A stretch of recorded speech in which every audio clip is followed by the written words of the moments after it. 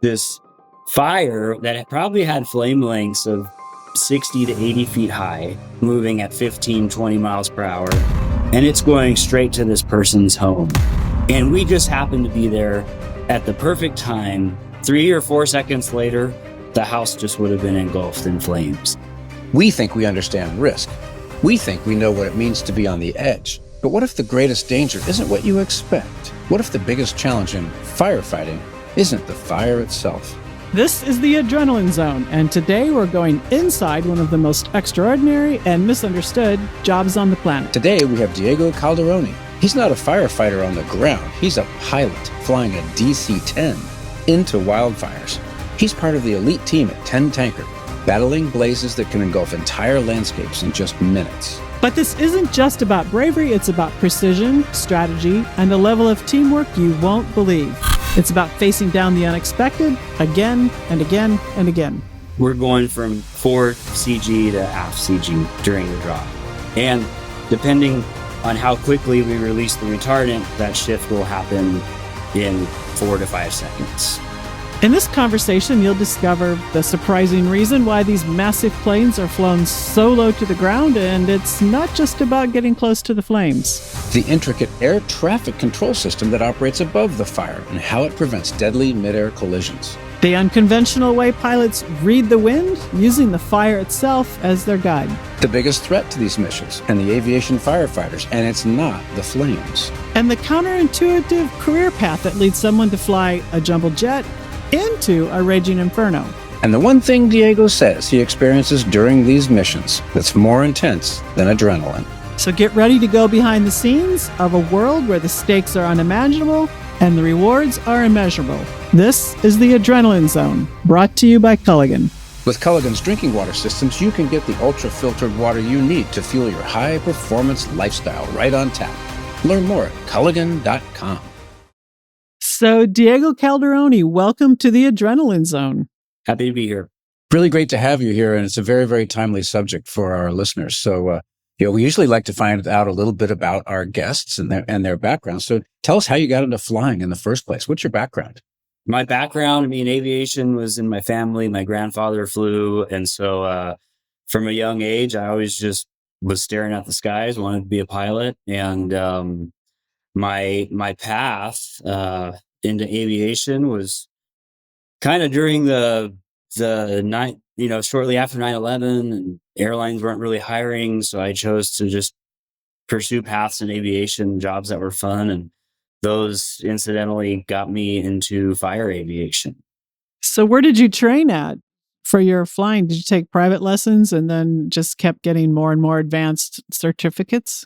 Yeah, so I did. I started out privately in my hometown, and then I ended up going to Embry-Riddle to get all my ratings and my commercial and all that. So went to Embry-Riddle, and then went out on the GA path of building hours and just moving up.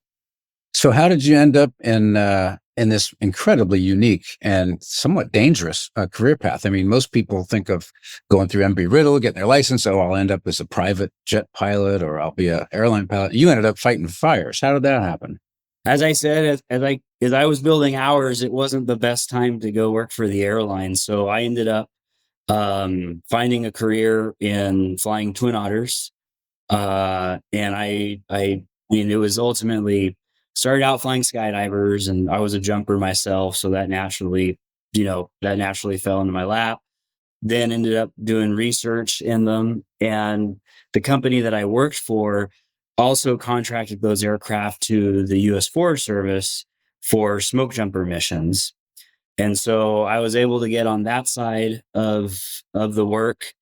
I did one season as a contracted smoke jumper pilot, and then I was hired by the Bureau of Land Management, the Office of Aviation Services, and I spent 5 years working as a federal smoke jumper pilot. In that avenue, I ended up meeting tanker pilots and seeing the tanker operation side of the industry, and wanted to make that leap.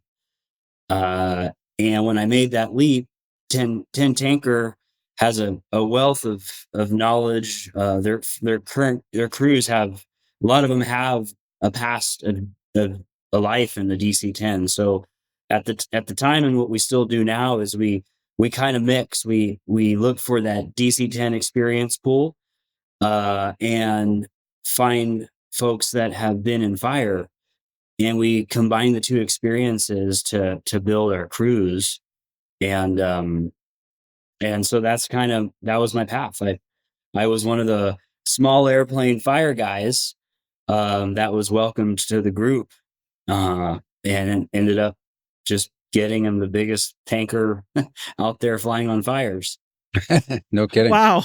There's so many things just to pick apart in that story, but I know we have a theme, Sandy, so I won't divert us, but oh my gosh, that's a really interesting career path. And now you're in DC-10s, and there's a lot of, I think you mentioned a couple other types of aircraft that are flying in the, to fight fires. And I think helicopters are as well. So that's a huge variety of airplanes. Can you give us a rundown of the types of planes that are out there and what their mission sets are? Sure. Yeah. I mean, if you want to call it the wildland fighting, air resource, agenda, I mean, helicopters are a big part of it. So, there's bucket ships. So, you'll see them carrying long lines with buckets, or now there's helicopters with internal tanks.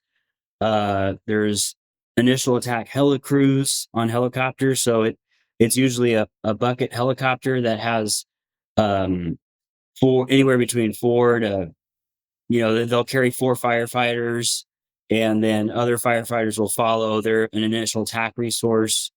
There's firefighters that rappel out of helicopters to perform initial attack. And the whole idea is get the fire while it's small before it can get big. So those are your kind of initial attack platforms. Smoke jumpers are a part of that initial attack platform, and in Twin Otters, Casa 212s. They use it. They use a DHC 8. They'll use the -8, I believe the 200, or maybe it's the 100. So quite a variety in the that initial attack realm. And then when we get into dispersing retardants, we've got single engine air tankers carrying roughly 750 to 800 gallons. There's the CAL FIRE S2 fleet, carrying, I believe, 1,200 gallons. And then we get into the large air tankers. My dad used to fly S2s. Okay, all right. So then we'll get into the large air tankers, and those can range from Q400s to MD87s to the BAE 146s, and they're working in the 2,800 gallons and above. And then once we get to 7,000, actually 8,000 gallons and above, then it's very large air tanker.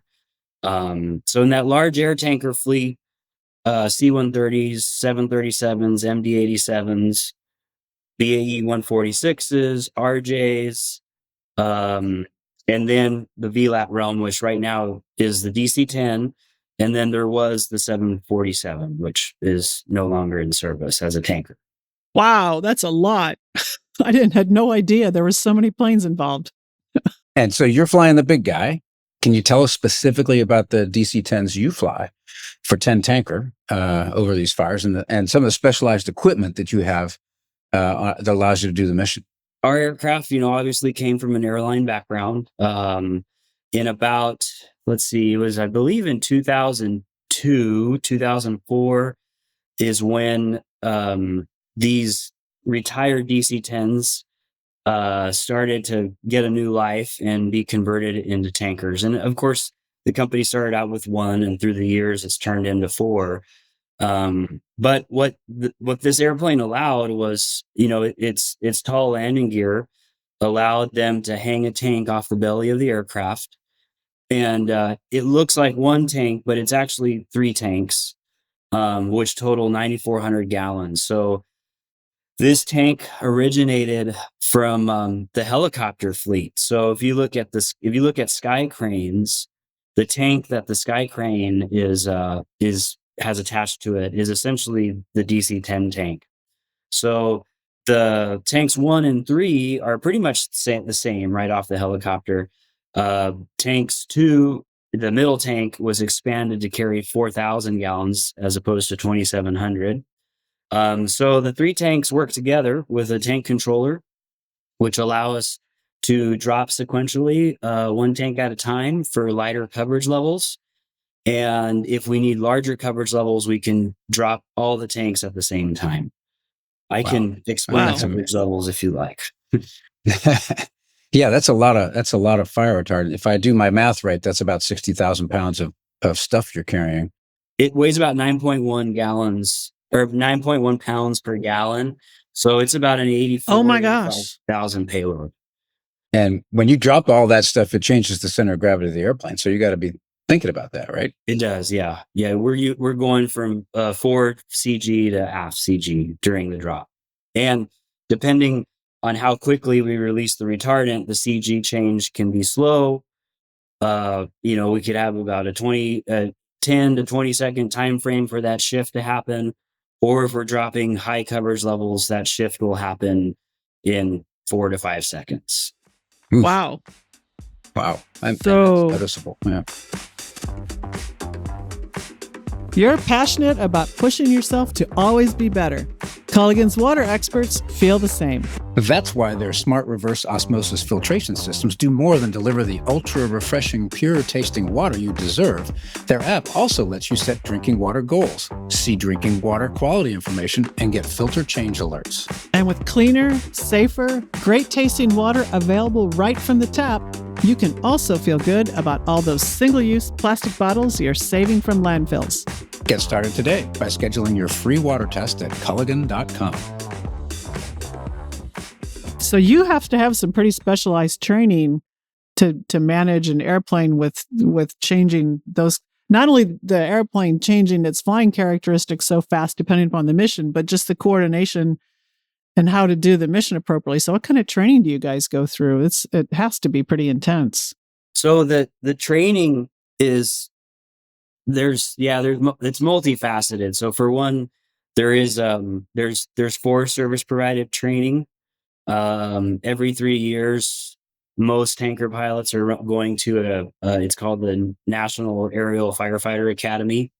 So within that training, we're essentially learning the system in which we operate and the processes of getting to and from a fire and why we drop certain coverage levels. And so that's kind of our ground foundational training.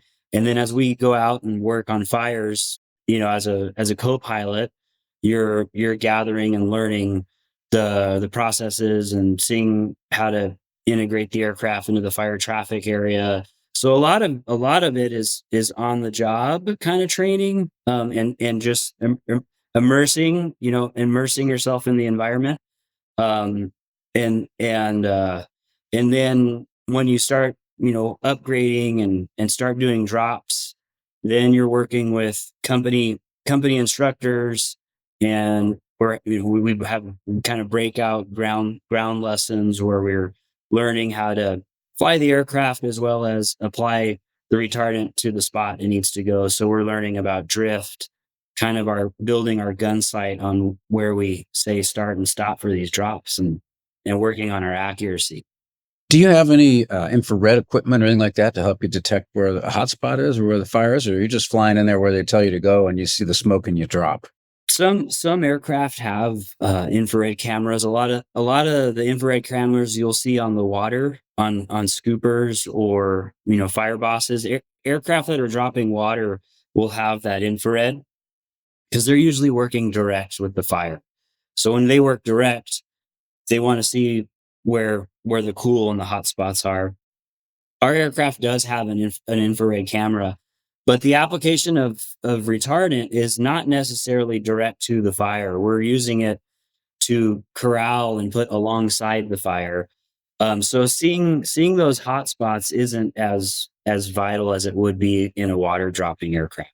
So you said you have something like 80,000 gallons, 84,000 gallons. How long does it take to reload your aircraft? You do 1 or 2 missions a day, or does it take so long to reload that thing and that So can't it's do more than 84,000 pounds. pounds, sorry. 9,400 gallons. And so Yeah, that's still a lot. It's still a lot. But yeah, we'll fly back to the retardant base, land, and our kind of average, I would say, is anywhere between it's about 20 to 22 minutes to reload our aircraft. Wow. Yeah, the tanker Do you base. even shut down the engines while you're doing that? We do, yeah, we do. So the tanker bases have gotten more efficient at loading our aircraft. They'll if it's on the slower side, it might be 30 minutes, but within 20 to 30 minutes, we're reloaded. How much gas, I mean, the gas on the airplane to fly the airplane, right? Does that allow you to do several trips, or it seems like you might be a gas guzzler with that kind of It a does, load? yeah. So depending on the proximity of the fire to the tanker base, I mean, we can go as we can probably go. We could go do 3 to 4 drops and then refuel. The longer missions, we'll fuel every flight, and we're usually putting about 2.5 to 3 hours of fuel on board. Wow, it's a lot of flying. And so when you're in a, I guess, a single sortie or a, event, you would be in the cockpit for 6 to 8 hours, I guess, doing these missions. Going back and forth, reloading. We're correct. Yeah, if we're loading returns all day, we're just staying in the airplane and I mean we'll be in the airplane 6 hours, 6 to 7 hours. We don't get out. We drop a bucket to get food, and we just land, get more retardant, and There you go. I and love it. keep going, until the fire says they don't need us anymore.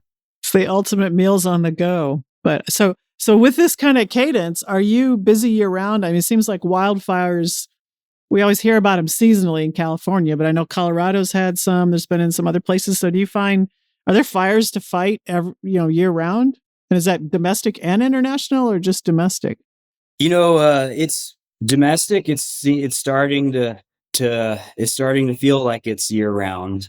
International, the work is year round because when our winter is South America's summer, and a lot of countries are reaching out to contract tankers, to support their firefighting efforts. So fire seasons are slowly, if you want to worldwide, it is year round, and domestically, if we have a dry winter, strong winds, and like we saw in California this year, the conditions are right to burn, and the fire season continues. So you're on the road a lot. We are, yeah. Well, you wanted to be an airline pilot, and you got it in spades, I guess.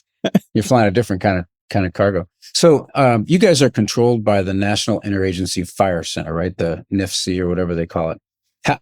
Tell us about your pre-flight routine. What kind of brief do you get? How do they give guidance to you before you take off, especially when there's multiple fires? So our day starts just at our on time at the tanker base. What the local region decides. They'll have pilots, they'll have air crews come on at 7 a.m., 8 a.m., 9 a.m. We show up, we get the plane ready to fly. Sometime within the first hour to 2 hours that we're at the tanker base, they'll have a tanker base briefing, and in that briefing, they discuss the local weather, ongoing fires in other regions. There's a national situation report that we can get into and kind of look at what the fires are doing nationally, the resources that are on them. So we'll have that briefing, and we'll kind of run some risk assessments during that briefing for the local area. And then at that point, we're standing by. We just hang out at the tanker base and wait for that fire call. And when that fire call comes in, we receive what they call a knee board. And on that knee board are the coordinates to the fire, the frequencies that we're going to use to communicate, any other air resources that are assigned to that fire. Sometimes they'll put the hazards that have been discussed on that dispatch form. And so we get this piece of paper and we go. So, within getting that dispatch, we're off the ground in 20 to 25 minutes. And a lot of a lot of the planning that we're doing is just it's on the fly, and as we move in closer to that fire, and as we get to that fire, then um, we kind of we figure out the mission on the fly, and then as we go back to and back from a fire, a plan develops, and then we start kind of getting into perhaps a standard routine for that mission. So there's not somebody on the ground going, live saying, I need you on the east side of this ridge or whatever. That's kind of, you sort of decide that in advance and how you are going to attack the fire. Those decisions are our ordering decision. It was kind of a two-part question. So our ordering process is coming from the ground firefighter. That's who ultimately all the tankers are working. There's an incident commander on the ground, and they have mission priorities for suppressant, retardant or water perhaps. So they'll order the helicopters, they'll order the tankers. They work with an air tactical group supervisor. So that individual is an experienced wildland firefighter sitting in an aircraft above the fire that helps the incident commander build the plan on how to use aircraft to help that current mission, that current fire. So when they build that plan, then they'll put in the order for, hey, we want 2 helicopters, we want large air tankers, and 1 VLAT. That goes through the dispatch system. That dispatch system then orders it from the tanker bases, and then we go to work. So I'm used to being a close air support guy. You got to get a bomb exactly on target at exactly the right time. And so you have a whole system for, coordinates and all that. Are they giving you coordinates like start your drop at this latitude and longitude, or is it see that mountain over there? I need, the wind's blowing from the east. I need you to drop it on the west side, or, how are those instructions delivered to you? The air attacks if air attacks are working directly with the tanker, they have that conversation with the pilot, and they say, there is fire anatomy language that we'll use. There's the left flank, right flank, the heel, the head of a fire. So they can guide in a pilot and say, hey, we're supporting the left flank right now. We want you to start at the heel and carry retardant down the flank. So that would be like the broad stroke. And then when they get on scene, the air attack and in our case with the DC-10, we're using a lead plane pilot. That lead plane pilot is like that forward controller. They're there sampling the run, getting some low runs in, figuring out headings and altitudes, and they can give us start and stop points on saying, hey, we want you to start here, stop here. We visually cue into that, and then as far as getting the retardant on the ground, that's just there's no technology other than just your gut on when to say start and stop. And just experience of doing it and learning how the retardant falls and winds and how it's going to drift. We do that on the fly. So you guys have a lead plane ahead of you that's kind of doing dry runs and dress rehearsals for you so that you can go in and be pretty effective with the big bird. Yes. Yeah. I didn't know that. So do you ever get a call like, oh, baby, you nailed it? Or like, hey, you were like 100 yards short? Or how does that go? All the time. All the time in both directions. Mostly you nailed it, I hope. Yeah, that's what we want. That's what we want to hear. Yeah, you nailed it. Absolutely. In this schema, then, the lead plane then, I guess, can figure out the environment, because I'm curious, what are the most dangerous environmental conditions that you guys have to put up with, and then how you manage it. It sounds like you have a recon guy to manage it at least, but what's the most dangerous environment? The most dangerous environment is our mountainous terrain and strong winds. If a fire is burning on the lee side of a mountain, it's going to be turbulent. There's going to be downdrafts, updrafts, and so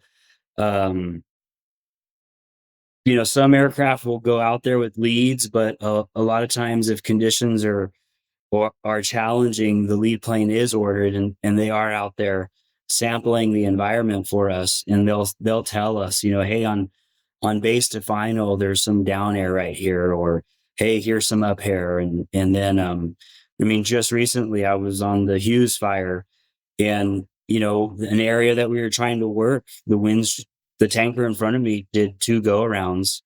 And on the third attempt, they just said, "Hey, we can't work in this area anymore. The conditions have changed. It's gotten worse." And the lead plane was there saying, "Hey guys, we're pulling out of this spot. Let's go pick up a hold, and we'll work a new objective area." And then we were able to move to a different part of the fire and help in that area. So the live feedback from the leads is helping mitigate the risk. And there are tankers that will go out there without leads, but they'll take a slower approach. They won't go low level right away. They'll do a kind of a high pass to sample the air, and if it doesn't feel good, they call it off. And there's a very good culture within the wildland firefighting arena that, if the pilots don't like it, they don't feel safe, we announce it and we just move on to a different spot, safer spot.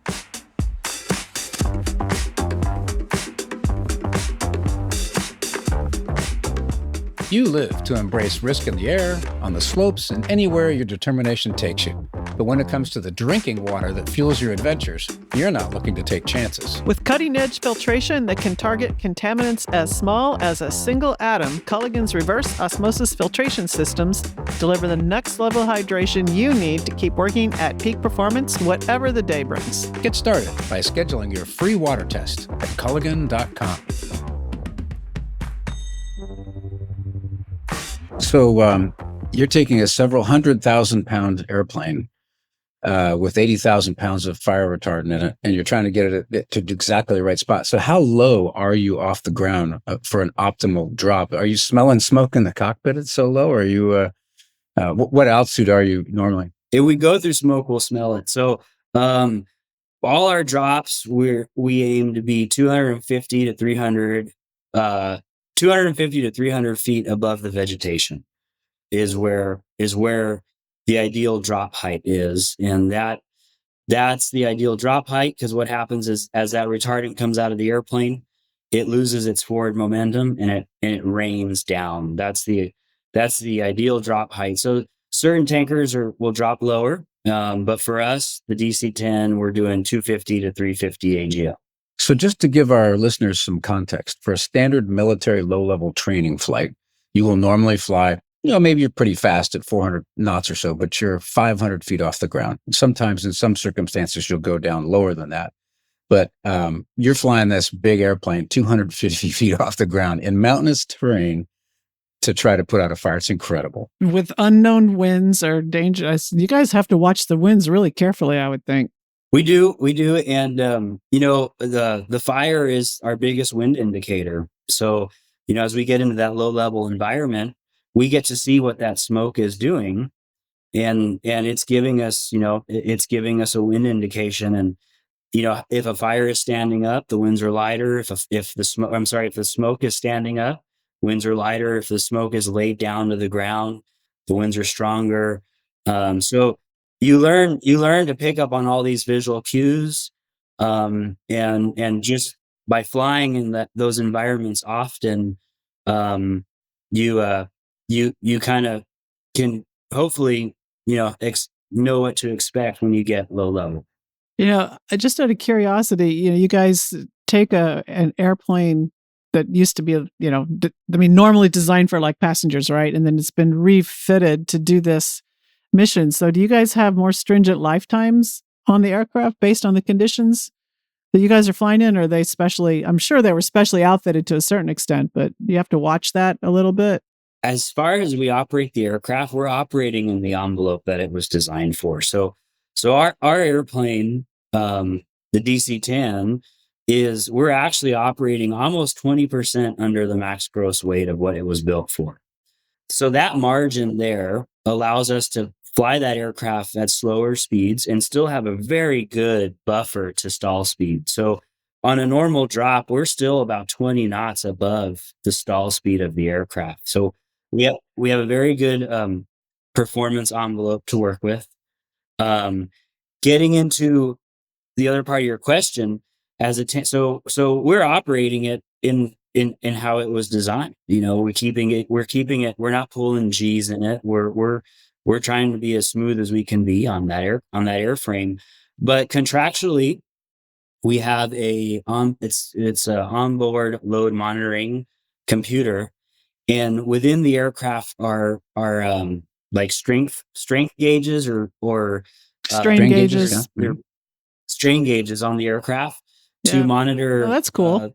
the wings, the elevator, the rudder, and all that data is getting collected and downloaded. And all the aircraft in the U.S. firefighting fleet contractually have to have the OLM data watching the aircraft. So we have that system that monitors the stress on the aircraft, and we also have. The company in itself, through the years of operation, we have our maintenance, our maintenance plans or programs that we follow that have been kind of catered more to the fire environment. And in some cases, manufacturers have put a penalty on the aircraft. So on certain airframes, one landing, if it's being used in a fire mission, might count for up to 5 landings. So that increases the maintenance cycle on the aircraft. So while we're on the subject of the airplane, I'm going to insert one question in here. I know that the DC-10 is an older airplane. It's not being made anymore. The Air Force doesn't fly it anymore. And talking to the 10 tanker folks, your number one problem right now is engines, right? High time engines, and it's getting harder and harder to get those.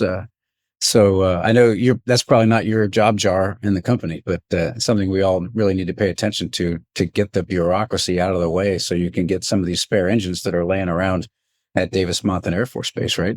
Yeah, correct. There are a lot of engines. What's good is there are a lot of engines out there now that the KC-10 has been retired, and we do manage to get motors, and some of them, we'll get them to engine shops and get them rebuilt, but ultimately there is a wealth of motors out there that could keep our mission going in that aircraft. So I'm hoping the powers that be, help the process, so that we can acquire government bureaucracy. It seems like it would be self-interest to help these guys be successful. You would think. They're out there fighting fires on behalf of the country. Yeah. Right. So shifting back to some of the experiences of doing this job, can you walk us through one of your most intense experiences on one of your flights? I'm sure you've had many, but does one come to mind? When you do a lot of drops, they all come together, but yeah. I totally get that. They're all scary. It's funny. There's one of the drops that I'll always remember was we were the Mojave. It's like the Mojave Desert. It's outside of Southern California, kind of in between San Bernardino and Vegas. There's a beautiful, it's desolate desert, but there's these Joshua trees everywhere. There's these gorgeous Joshua trees. And out there were, people's homes, whether it was a home or a little single wide trailer, or there's these little ranches out there in the desert. And we showed up, and you right away, I could tell the urgency in the lead plane pilot's voice, in the sense that, hey, are you ready to go? We need to go right to work. And I was like, okay, yeah, we're ready to go. So we're in that process. We're slowing the plane down, getting it configured. And she's like, there's a wave of fire and it's running right for this house. And it was this little single wide compound out in the middle of the desert. But, and no matter what value, that's someone's home. And that's what's really important to protect when you can protect it. Sometimes you don't get there in time, or, sometimes they burn. So, but in this scenario, it was like with a visual, when we turned base to final, was this fire that probably had flame lengths of 60 to 80 feet high. And it looked like it was moving at about, it might have been moving at 15, 20 miles per hour. And it's going straight to this person's home. And we just happened to be there at the perfect time. perfect placement where when we dropped retardant, we put retardant between that house and fire.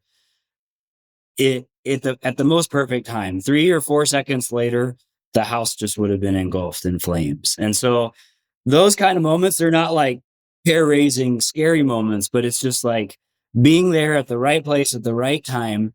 And we saved someone's house, and those are, you don't get that a lot.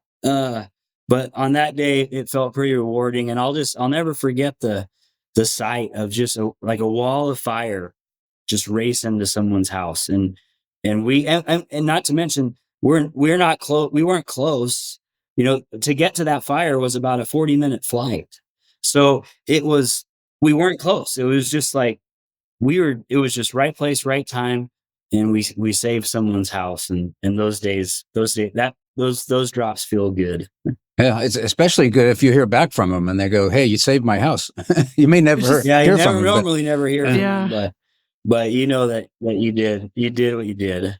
Is that a fast move? That seems like a very, very fast moving fire. Is that sort of typical, or is that faster than normal, or was there just a lot of wind there? I mean, that I've been out to the Mojave. I'm sure Sandy has It was a lot of wind. Yep. a lot of wind. It was, yeah.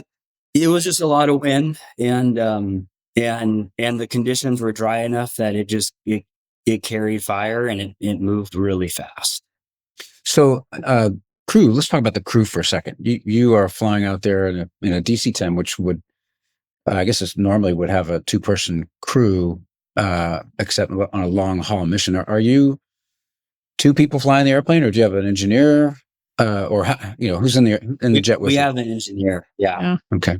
So we have it's a captain, first officer, and a flight engineer. Sounds good. And I guess there's crew dynamics that are the same between what you're doing in an airliner, but when you actually get into fighting the fire, I would imagine there's a cadence, there's formality, there are all kinds of crew resource management issues that are different in firefighting than there are with a normal sort of benign airline flight. Is there a difference there you can talk to? Sure. Yeah. I mean, for one, as we approach the fire, we're all listening to the frequencies that have been assigned to that fire to build situational awareness on, where the fire is, where the air tankers are working, where the ground personnel are, making sure the ground personnel are clear of where we're going to be dropping. So we'll listen to all of that. And then as we get on scene, the flight engineer is running through all our pre-drop checklists. They're making sure that we're getting set up for the drop, that the tank system is armed, and operating functional correctly. In our aircraft, the flight engineer operates the tank system, so they'll set the coverage levels in which, how fast the retardant is going to come out of the aircraft. But really, as we get over the fire and we're working with our lead plane, together as a crew, we're kind of gathering all the information and learning where that retardant needs to be. We'll work together in the sense that if there's helicopters on scene or other tankers, anyone in the airplane is calling out that traffic in sight and making it known. And before we go into the drop, the captain's engaging the first officer and the flight engineer on the clarity of the drop and of where things are going to go and any kind of hazards that anyone else might see. And we kind of just come together on the same page before we go low level, and we're kind of all in agreement and feel safe for the drop. So I would imagine among the risks that are out there, not only low altitude turbulence, fire, wind, and all that, is the risk of mid-air collision. Is that it's not the Wild West out there? I'm sure you've got some sort of scheme, altitude separation, or communications that keep you from hitting each other. Yeah. So what has evolved is known as the fire traffic area. So the fire traffic area is essentially a standardized process in arriving to the working area of the fire. So as aircraft are flying to the working area, we announce when we're 12 miles out, and essentially get clearance to enter the working area. And when we get that clearance, we get an altimeter setting, which puts everybody on the same altitude. We get the other we get our altitude in which we're going to enter the fire traffic area. So all the tankers enter at that altitude. We find out what altitude the helicopters are operating and perhaps what side of the fire they're operating. So we essentially get a very quick brief and clearance into this working area. And as we're entering that working area, if other tankers are inbound, then we'll know to look for them in that direction. And it will actually kind of act like we'll use the frequency in some cases as a unicom. So it's like if we see another tanker, we just announce, "Hey, tanker 102 910, I have you in sight." At that point, we've communicated. We know we see each other, and then we maintain our spacing. So who's your air traffic controller? Is it somebody managing the fire on the ground, or is it the normal air traffic control system that everybody uses? That's the individual that I mentioned, the air tactical group supervisor. That's the wildland firefighter flying in an aerial platform at roughly 2,500 feet above the fire. Oh, so they've got the they'll whole big view. they'll be at yeah, so they'll be on top, and they'll essentially create a stack of traffic to have people come in and out and deconflict with each other. But that's something people don't think about, right? Just the deconfliction of the air traffic in an environment like that where everything's changing and everything's challenging. Yeah, and it's dynamic. So hopefully, you guys will be flying these aircraft for a long time if you can get enough engines. But is there anything new technologically coming down the line, or new types of airplanes that are being brought into this service, or are we kind of in a business where they get whatever they can and throw it against the fire? I mean, we're still an environment where, a lot of different aircraft and platforms are being considered. So, I mean, right now, one company is using 737s, and they're going from, I believe, 300 to 700s. Another company is exploring the Airbus, an Airbus, the 319. I know our company is looking at, something after the DC-10, and it'll be in the large carrying capacity. So it's the environment in which we work for. There's really it's hard for companies to take that leap because it's a big financial investment, and on the contracting side, there's not much guarantee for a long-term work. So it is a big leap for these companies to take that financial risk with not essentially, very long contracts being out there. And that's just, the way the system is built right now on funding. So yeah, I think there's a contractual side that plays into that, but there is a future for future aircraft, and companies are still taking that risk. But what about equipping the existing aircraft with advanced sensor packages or other types of assistance to help with the precision of the mission? Is there anything like that going on, or any kind of way to enhance the way the planes communicate with each other to try and avoid each other, or any kind of enhancement on like crew resources for mapping what's going on the ground, or anything like that happening? There's a lot of intel ships that go out and map the fires to help build, tactics and plans and know where it's going. But for a airplane specific technology to assist in drops or to assist in aircraft talking to each other, I can't say that there's much going on. And part of that is because these are private companies. So, it's not like we're operating on military budgets where they can just go crazy with. Yeah. So you're counting on whoever the government agency is managing you guys to have all of the best technology and the intelligence gathering to map out the plan of attack. And you guys just come in and I don't say you guys come in and execute it. Is that kind of how it works? Yeah. Okay. So Diego, it sounds like you enjoy your job. What kind of advice would you have for somebody who's thinking about getting into this line of work?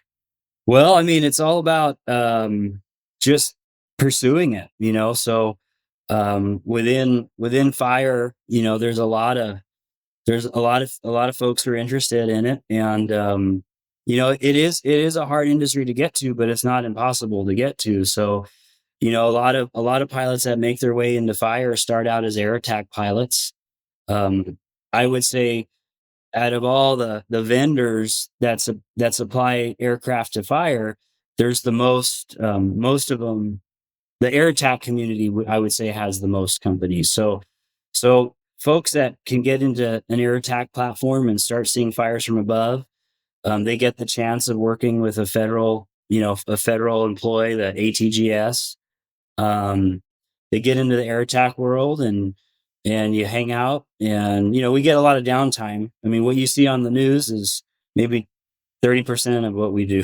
The rest is we're sitting at a tanker base, and that's where we're just talking and getting to meet people, and so there's definitely entry level kind of jobs that air attack is one of them. For me, it was the smoke jumper platform, flying smoke jumpers.